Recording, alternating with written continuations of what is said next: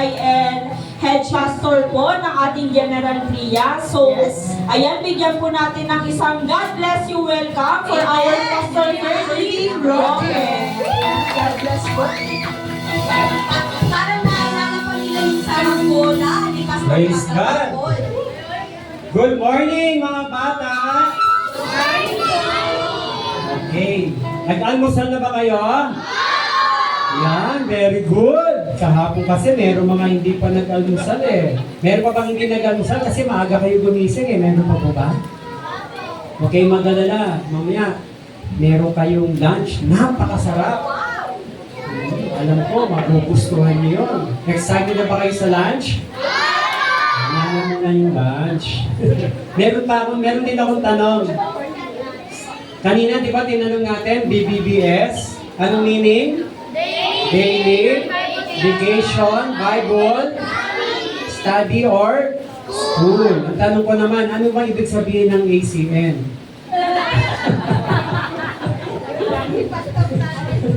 Ano ba yung ACN? O sino nakakaalam ng ACN? Anong meaning ng ACM? Bibigyan ng biskit. Alam niya ACM? Hindi ko rin alam. Sino nakatira sa ACM? Oh, alam niya ba yung ACM? Ano? Oh, dali, bibigyan ng biskit. Sino nakakaalam ng ACM? Anong meaning ng ACM? Mga teacher. Accountable Commission Monthly. Ano? Organization. Assignment ko yan. Ano ibig sabihin ng ACM? Okay, sige. Mga bata, ready na ba kayong graduate? Ayan.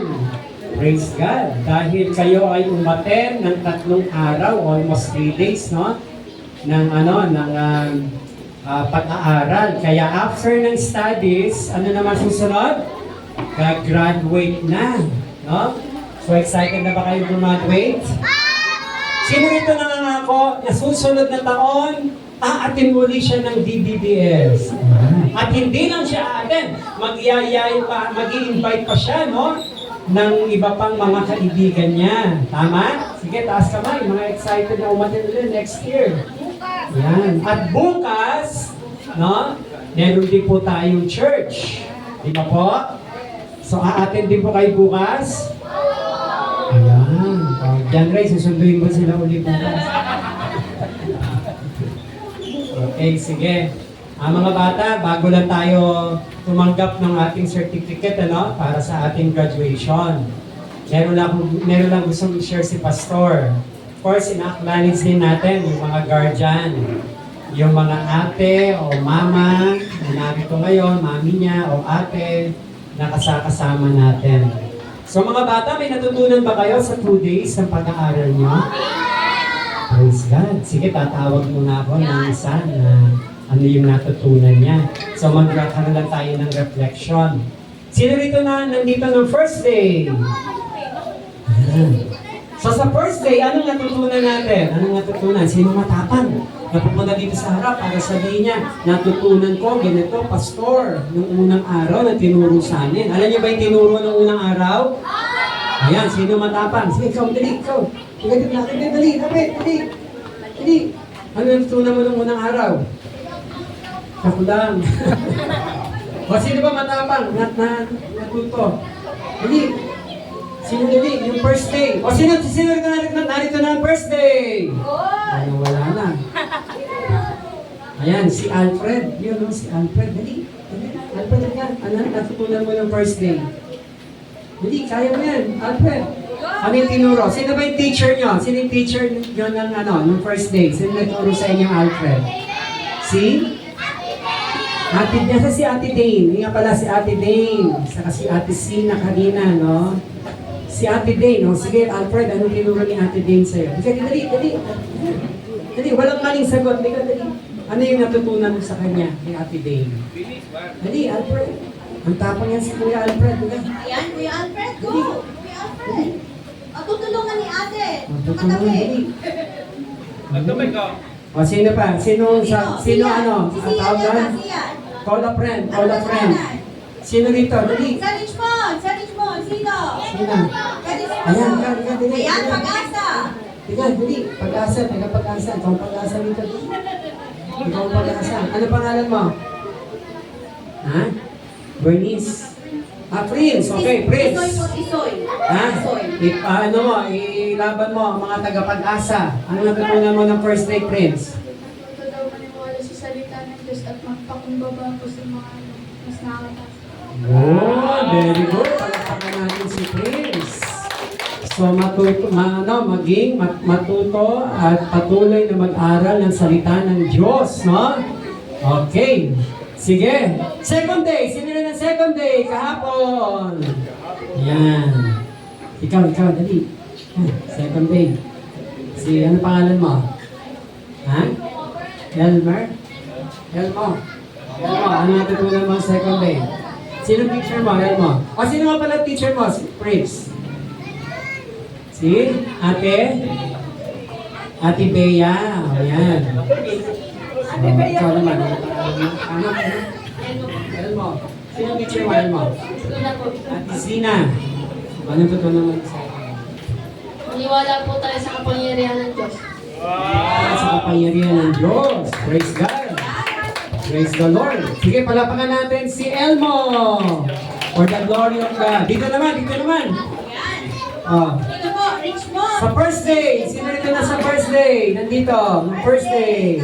Nasa kamay, dali. Nung unang araw. Dali. Nung unang araw. Ito po sino? Si Rachel! Jayshel, dali. Ayan, pakinggan natin si Jayshel ha. Natutunan niya ha. Nung first day ha. Sino teacher mo, Jayshel? Ate Zina. Dapat matuto po magpasalamat sa Diyos po. Sumunod po sa utos po ng mga Diyos. Okay, praise God. Palapakan natin ang Lord. So dapat daw matutong laging magpasalamat sa Diyos, no? At patuloy na sumunod sa Panginoon, sa Lord. Okay, dito naman uli. Second day. Sino rito second day? Nandito na second day. Kahapon. Sino rito nandito kahapon? Taas ang kamay. Dali. Si Azalea! Azalea po, Si Azalea. Si Azalea. Yeah, Azalea. Dali. Ayan, tanongin mo, ate. Ano daw po natutunan yun ng second day?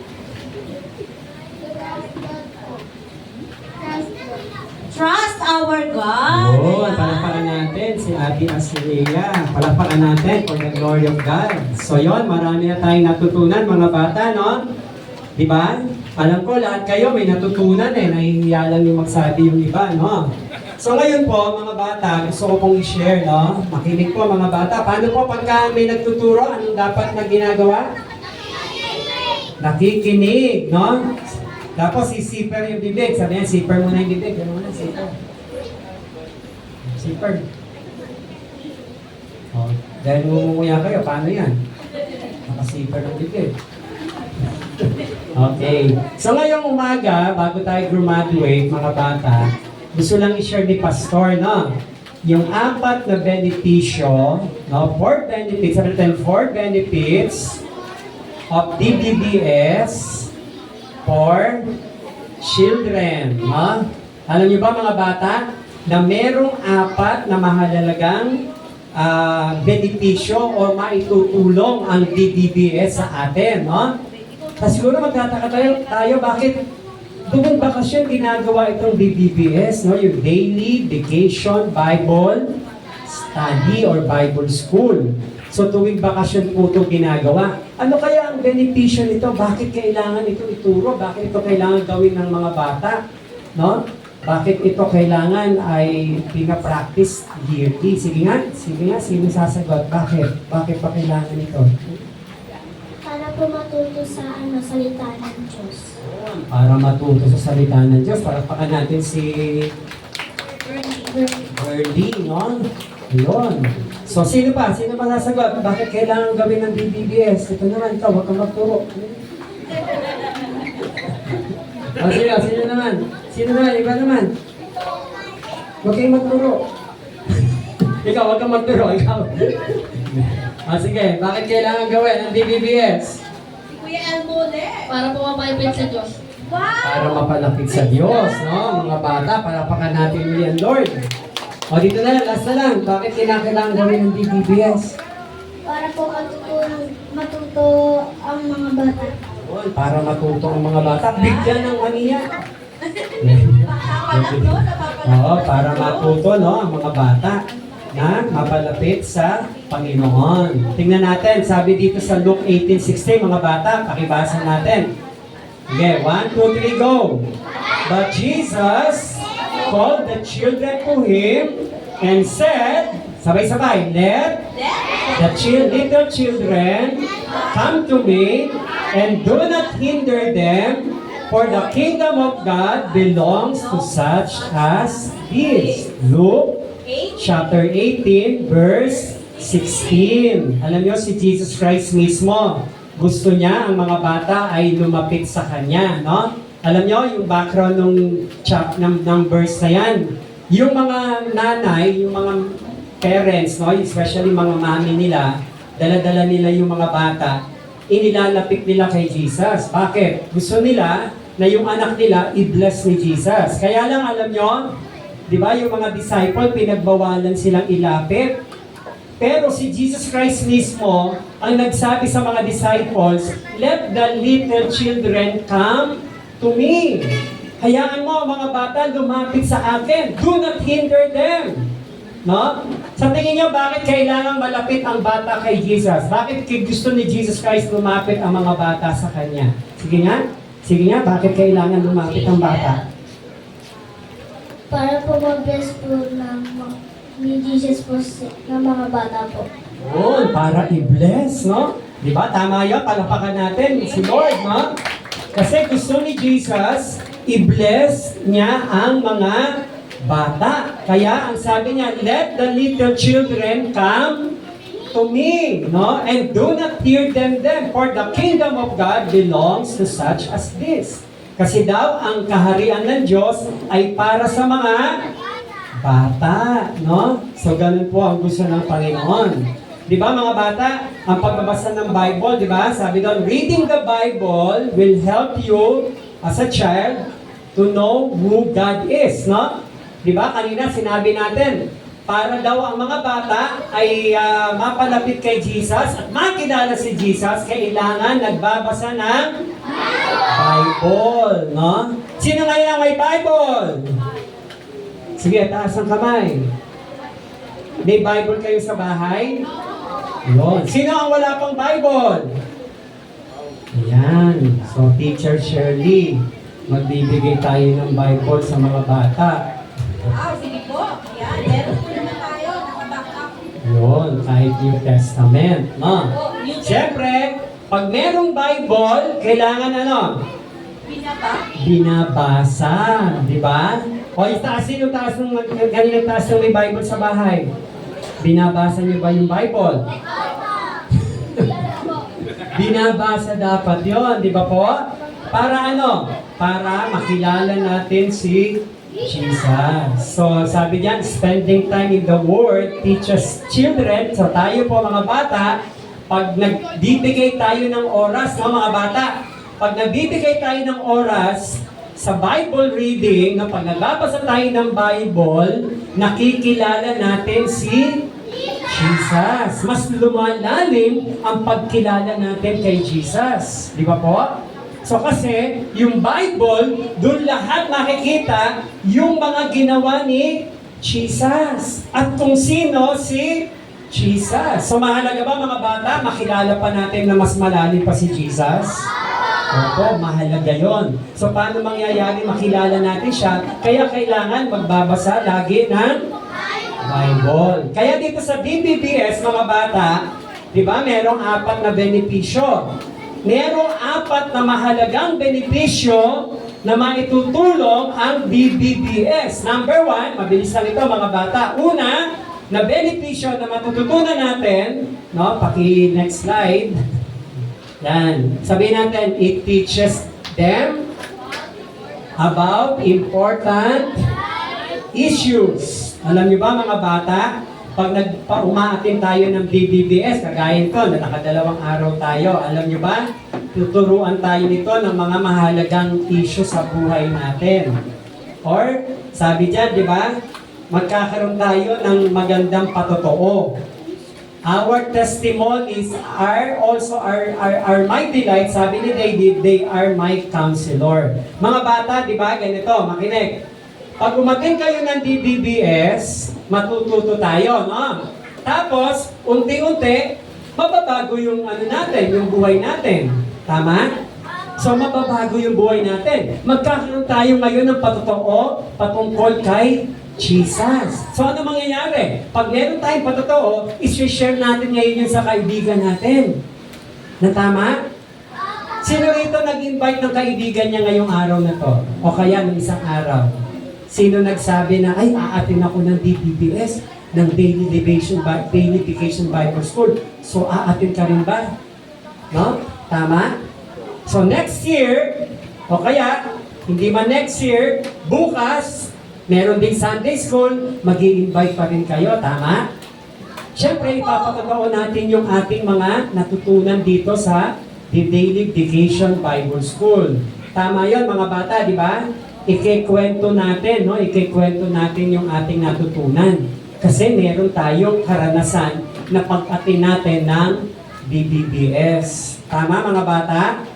So mahalaga yon. So bilang bata, mahalaga yon na tayo ay maturuan at patuloy na makilala natin ang ating Panginoong Jesus. Palakpakan natin si Jesus, mga bata.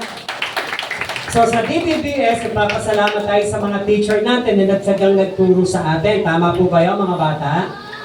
Nagpapasalamat ba kayo sa mga teachers ninyo na nagturo sa inyo? Palakpakan natin ang mga teachers natin. Ayan. So, salamat sa oras na ginugol nila, no? Na-spend nila para turuan kayo.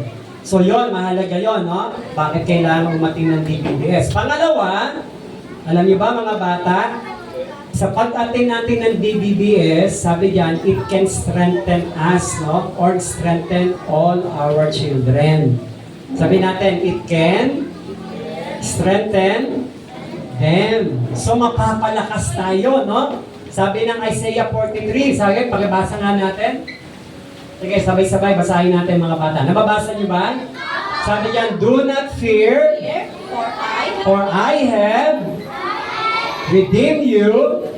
I have called you by name. I have called you by name. You are mine. You are mine. When you pass When you pass through the waters, water, I will be with you. I will be with you. And through And through the rivers, the rivers, they shall not they shall overwhelm you. overwhelm you. When you walk When you through the walk fire, through the fire, you shall not you be shall not be burned, burned, and the flame and the flame shall not shall not consume you. consume you. Sabi sabay-sabay, for I am the Lord, For I am the Lord, your God, your God, the Holy the One, Holy One, Israel, of Israel, your Savior. Yon. So kaya mahalaga yon mga bata. Sa pag-ating pala natin ito ng DBBS, napapalakas tayo ng Diyos, no? Napapalakas tayo, tumatapang tayo, tama? Sino rito ngayon na matapang na? Yung hindi na natatakot sa dilim. Yan, matatapang na sila. Hindi na natatakot saan? Sa heights. Hindi na natatakot saan pa? Ano ba yung kinatatakutan ng mga bata? Multo! Totoo ba yung may multo? Hindi totoo. Hindi.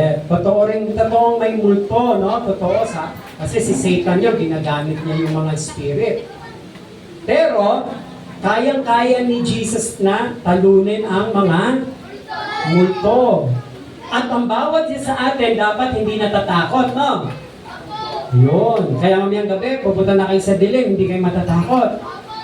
Yun. Hindi daw. Hindi. So, alam niyo mga bata, pag ang Diyos kasama natin, hindi tayo matatakot. No? Sabi ko sa katabi mo, kasama natin si Jesus. Hindi tayo matatakot. Di ba mga bata? Dahil kasama natin si Jesus. So, alam niyo, gusto namin mga bata, lumaki kayo, Kagaya ng narinig natin kanina, no? Na natututo tayo, nakikilala natin si Jesus. Kasi the more na nakikilala natin si Jesus, mas tumatatag at tumitibay yung ating pananampalataya sa Panginoon. Alam niyo ba yung faith? Alam niyo yung pananampalataya, mga bata? Ano yung faith? Ano yung pananampalataya? Ano ba yung pananampalataya? O faith. Sa Tagalog? Sa English? Faith. O isa lang yun. Anong ibig sabihin ng faith? Pagtitiwala, pananalig sa Panginoon.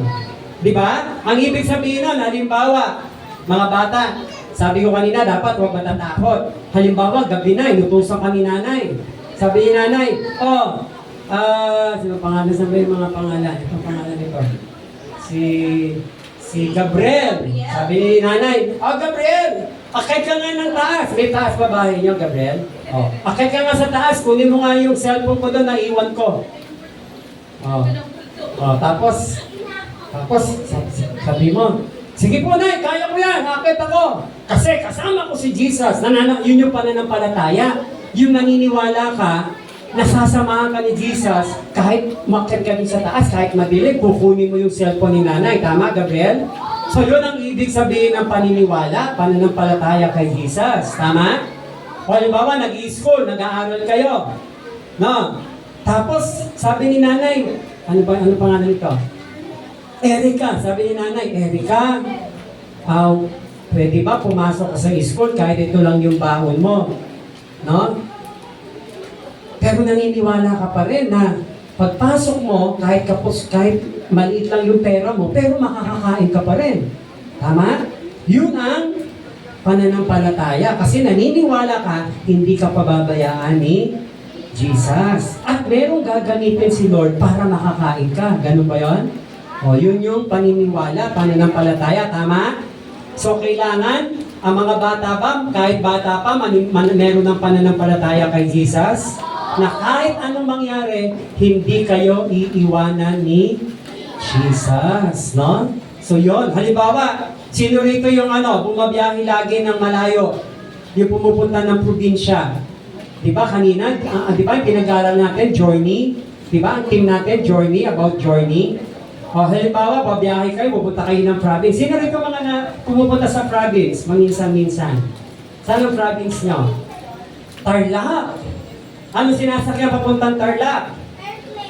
Bus, no? Diba? Halimbawa, babiyahe kayo, pupunta ng Tarlac. Ang layo nun.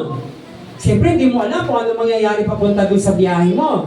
Pero, naniniwala ka na kasama mo si Jesus. Hindi kayo pababayaan ni Jesus. So, yun po yung ibig sabihin ng pananampalataya. No? Na kahit kailan, hindi kayo iiwan ng Panginoon. Kaya sa DBBS, mga bata, alam nyo, ang purpose natin ito, kaya kayo nag-aral para maging matatag, maging matibay ang inyong pananampalataya kay Jesus. No? So ngayon, anong gagawin para hindi matakot ang bata? Para hindi matakot. Anong sikreto?